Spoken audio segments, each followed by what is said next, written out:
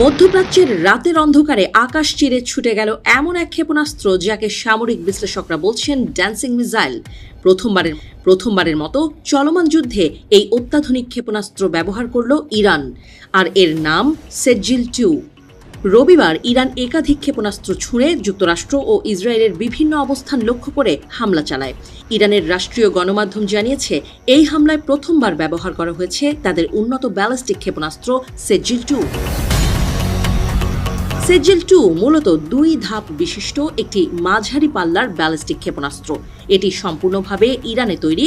এতে ব্যবহার করা হয়েছে সলিড ফুয়েল প্রযুক্তি। সামরিক বিশ্লেষকদের মতে এই প্রযুক্তির সবচেয়ে বড় সুবিধা হল ক্ষেপণাস্ত্রটি খুব দ্রুত প্রস্তুত করে উৎক্ষেপণ করা যায়। এই ক্ষেপণাস্ত্রের পাল্লা প্রায় 2000 কিলোমিটার পর্যন্ত, অর্থাৎ ইরান থেকে ছোড়া হলে মধ্যপ্রাচ্যের অনেক গুরুত্বপূর্ণ সামরিক ঘাঁটি এর আওতার মধ্যে পড়ে। সেজিল-2 প্রায় 700 কেজি পর্যন্ত বিস্ফোরক বহন করতে সক্ষম। ক্ষেপণাস্ত্রটির দৈর্ঘ্য প্রায় 18 মিটার, ব্যাস প্রায় 1.25 মিটার এবং মোট ওজন প্রায় 23,600 কিলোগ্রাম।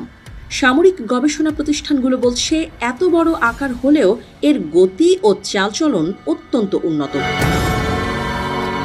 এটিকে ড্যান্সিং মিসাইল বলা হয় মূলত এর বিশেষ উড্ডয়ন কৌশলের কারণে। লক্ষ্যবস্তুতে যাওয়ার সময় এটি আকাশে দিক পরিবর্তন করতে পারে এবং উচ্চতায় নানা ধরনের ম্যানুভার করতে সক্ষম।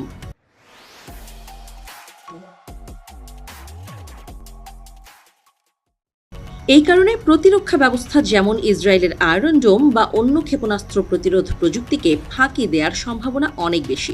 বিশেষজ্ঞদের মতে এই ধরনের ক্ষেপণাস্ত্র শুধু শক্তির প্রদর্শন নয়, বরং কৌশলগত বার্তাও দেয়।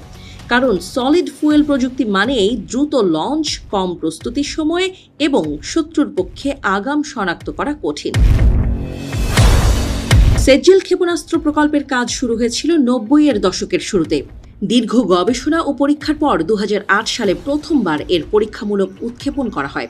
সেই পরীক্ষায় ক্ষেপণাস্ত্রটি প্রায় 800 কিলোমিটার পথ অতিক্রম করেছিল। এরপর 2009 সালের মে মাসে দ্বিতীয়বার পরীক্ষা চালানো হয়। তখন এর গাইডেন্স ও নেভিগেশন প্রযুক্তিতে উন্নতি আনা হয়েছিল। পরে আরও কয়েকটি পরীক্ষামূলক উৎক্ষেপণ করা হয়। ষষ্ঠ পরীক্ষায় এই ক্ষেপণাস্ত্র প্রায় 1900 কিলোমিটার দূরত্ব অতিক্রম করে ভারত মহাসাগরের দিকে গিয়ে পড়ে বলে জানা যায়। এদিকে চলমান সংঘাত এখন ষোড়শ দিনে পেরিয়েছে। গত মাসে যুক্তরাষ্ট্র ও ইসরায়েলের যৌথ হামলার পর পরিস্থিতি দ্রুত ভয়াবহ রূপ নেয়।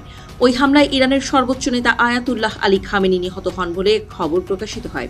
এর পরপরই পুরো মধ্যপ্রাচ্যে যুদ্ধের আগুন ছড়িয়ে পড়ে।